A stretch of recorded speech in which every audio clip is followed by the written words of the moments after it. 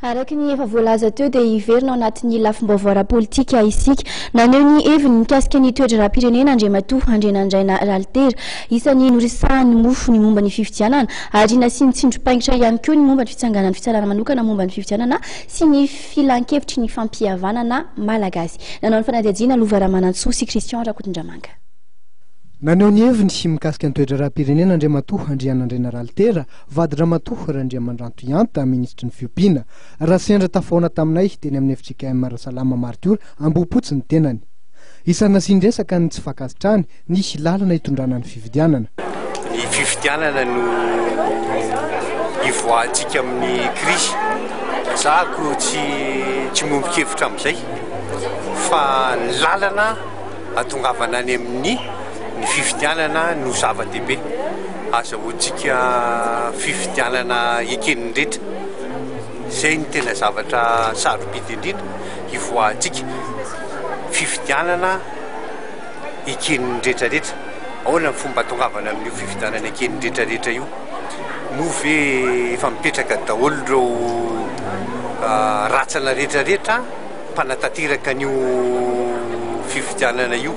Nampisehoany tsy fahatokisana ny fitsarana manokana momba ny fifidianana na CES ihany koa ny tenany. Ny zavatra hitako aloha ary tsapako dia mbola ao amin'ny ACC ihany ao amin'ny fitsarana momba lalam-panorenana ihany izay efa tao taloha no mbola mandray ny candidature. Dikan'izany zany rony mbola metraka izay ho filoham-pirenena eto Madagasikara. Misy ireo lalàna izay efa mipetraka ary nataon'ny ekenindretraretra fa tsy hitako izay mbola antony hoe mbola fisian'ireo olona ireo satria ny ao anatin'ny rafitra izay tokony hipetraka dia ny fitsarana avy momba ny transition ny tokony isy ao.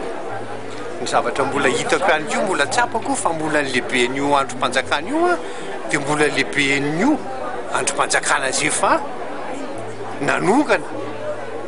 Nanome ny heviny mikasika ny famelan-keloka na ny amnistia ihany koa ny lehilahy. Zako anisan'ny voasasy anefa ny anarako hatramin'izao aloha mbola tsy eo. Za koa tsy mangataka ary tsy hanao fangatahana ho angataka amnistia satria ny zavatra nisy teto amin'ny firenena dia nisy mpandresy nisy nindresy.